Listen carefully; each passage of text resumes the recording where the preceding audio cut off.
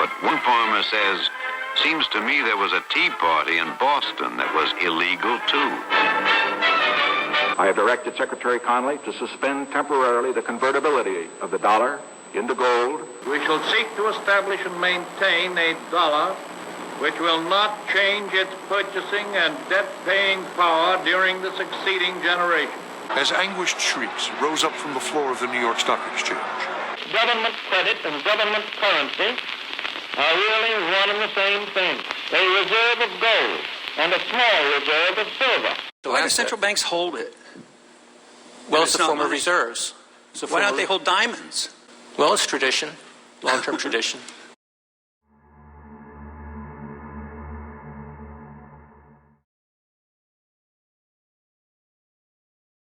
Negative rates can be a trap, that they may not boost flagging economies and can even become the norm. And that hurts banks, savers, and companies in the long run.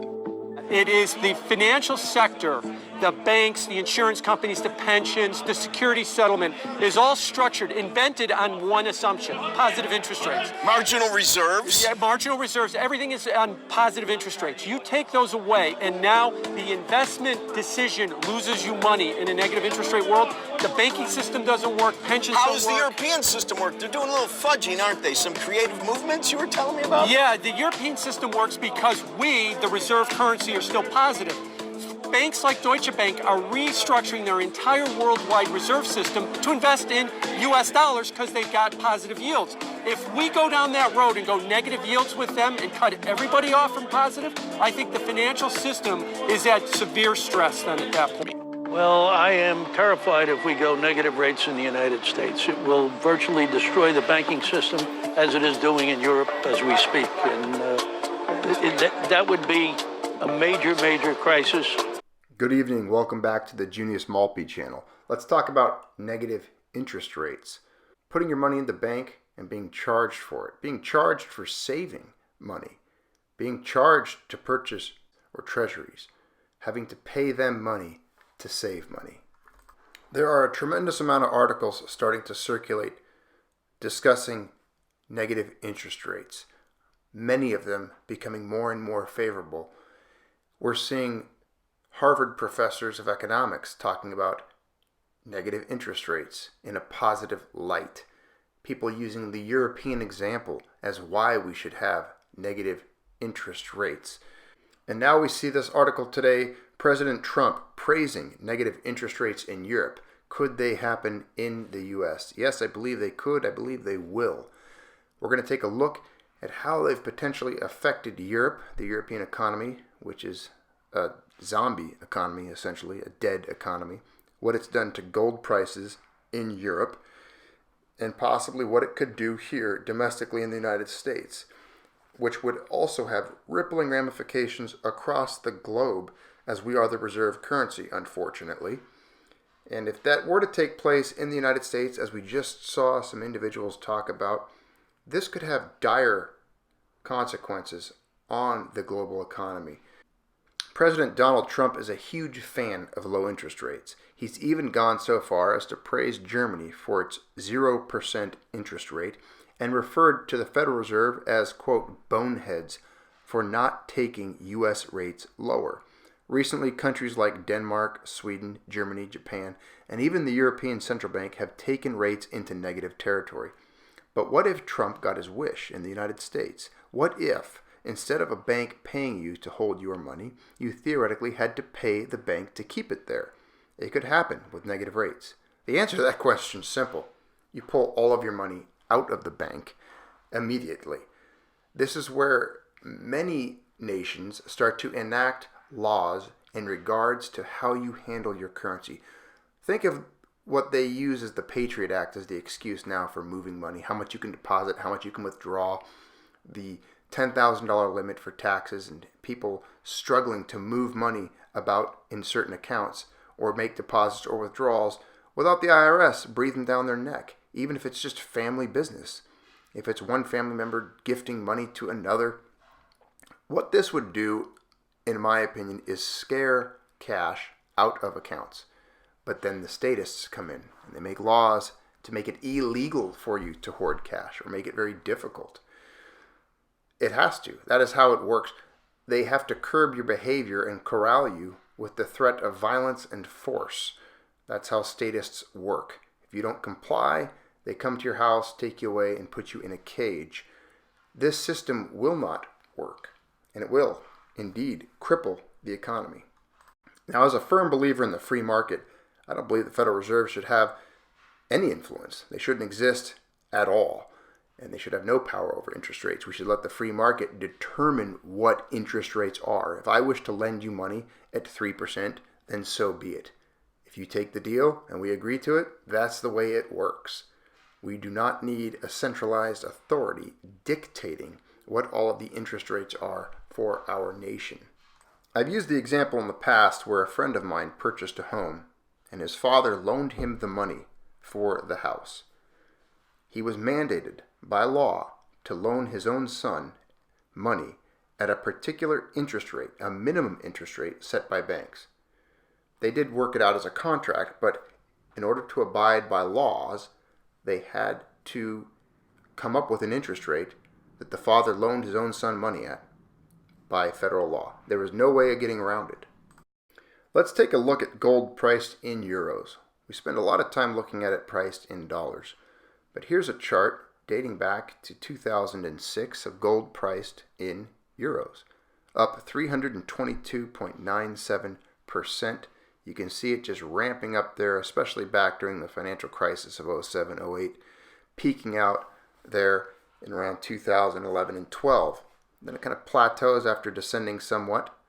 But look closely at 2018, a much steeper upturn as gold priced in euros is breaking the all-time highs that were seen back in the crisis of 2007 and 8 and onward as gold rose back into 2011.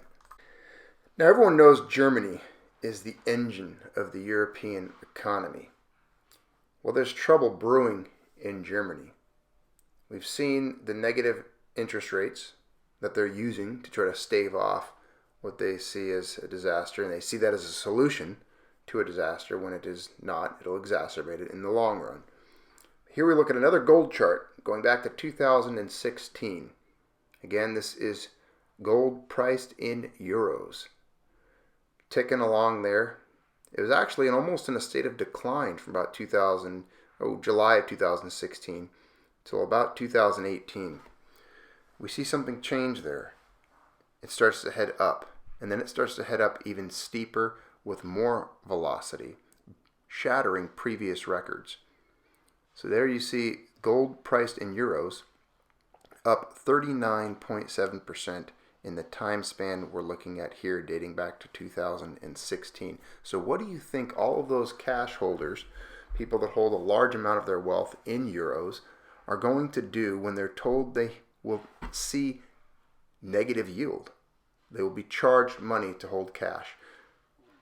With the backdrop of gold rising in value due to many factors, all this is going to do is cause more cash, more euros, more dollars, more pounds sterling to chase after a finite amount of gold. Now remember, back in 07, 08, during that crisis period, cryptocurrency didn't even exist yet. So we have to also take that into consideration.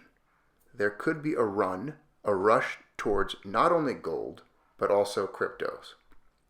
I could see many in the European Union, many in Germany, doing that. Taking their euros, purchasing gold, purchasing crypto, and getting out of euro-denominated assets, out of dollar-denominated assets. So it's very likely, with negative interest rates on the horizon, that both crypto and gold will benefit price-wise from it. We all know that gold is not an investment in that sense. It's just reacting. It's just maintaining its value as the value of currencies, and the punishment for holding currencies tends to spur that behavior. It's going to drive people towards gold. Now this article here, the collapse in Germany is real and accelerating, is from September 25th, Thomas Longo. And we see back in April, I told you that Germany was a dead economy walking. Today I get to tell you that its legs are gone.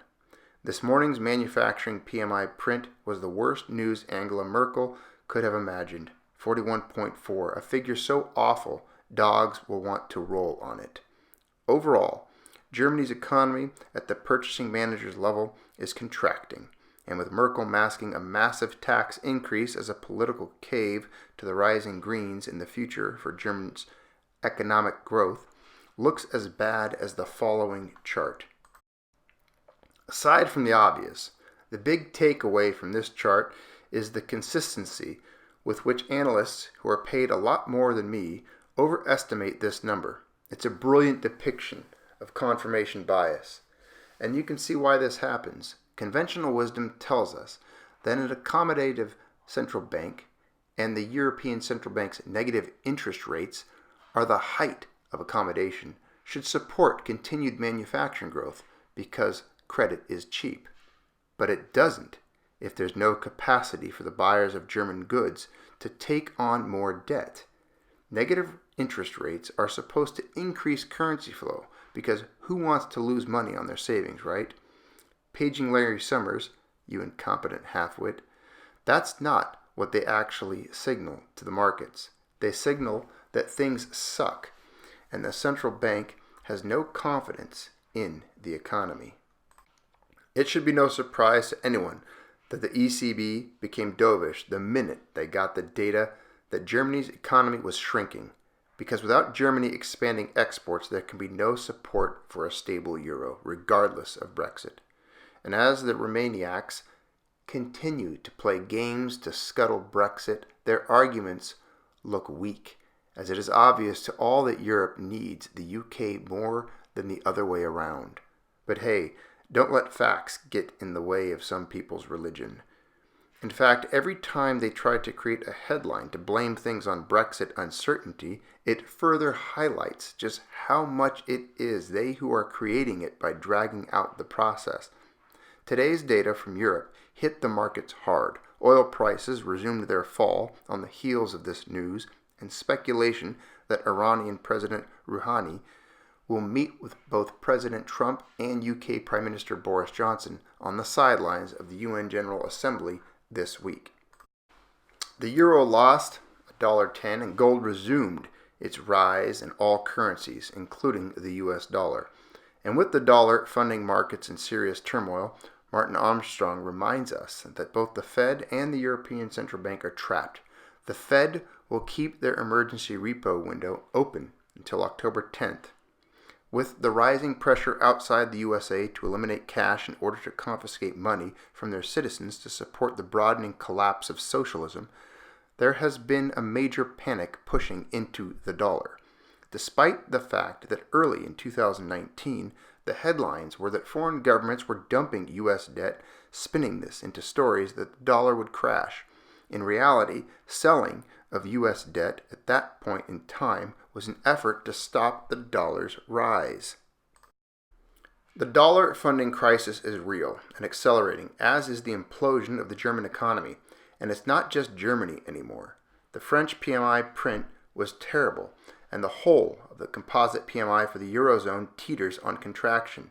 What everyone needs to worry about now is the reversal against the huge move into European sovereign debt. These bond yields have defied gravity all year and cannot be sustained against a falling euro. The German yield curve is beginning to rise at the short end. The inversion is worsening. U.S. Treasury demand is still rising. Is it any wonder that the European Council is finally beginning to change its tune about a potential deal with Boris Johnson on Brexit? Germany is in trouble, and with it, the entire European project. Good. And we'll close out touching on just this headline here in this article from September 17th. The European Central Bank pressures EU countries to stimulate the European economy. The European Central Bank has recently launched a new package of measures to stimulate the European economy. Its president, Mario Draghi, has called on the EU member states with fiscal space to adopt expansionary fiscal policies due to the increasing symptoms of deceleration. However, northern EU countries remain reluctant to increase spending. Lowers deposit rate and net purchases. On September 12th, the European Central Bank announced the activation of a new monetary expansion package to prevent a future recession in a context of global instability. The Governing Council has decided to lower the interest rate on the deposit facility by 10 basis points to negative 0.5%. The interest rate on the main refinancing operations and the rate on the marginal lending facility will remain unchanged at their current levels of 0% and 0.25% respectively. Regarding the key ECB interest rates, the institution expects them to remain at their present or lower levels until the inflation outlook robustly converge to a level sufficiently close to, but below 2% within their projection horizon. So there you have it. Negative interest rates. The European economy also stuttering, decaying, if you will. Still talk of Brexit. The U.S. talking of negative interest rates. All of this just a further case for gold. I mean, we looked at those charts earlier. You saw what gold did in euros. It's going to do that in every currency and continue to do so. Those steep upward trends will continue. As I said earlier, several weeks ago, we're never going to see gold in US dollars below 1,100 again. Never below 1,000 again. The age of gold is basically upon us now. And those of you who've been patient, who have been purchasing metals for the last decade or two or three, or I know some of you longer, you will be vindicated. You will be vindicated.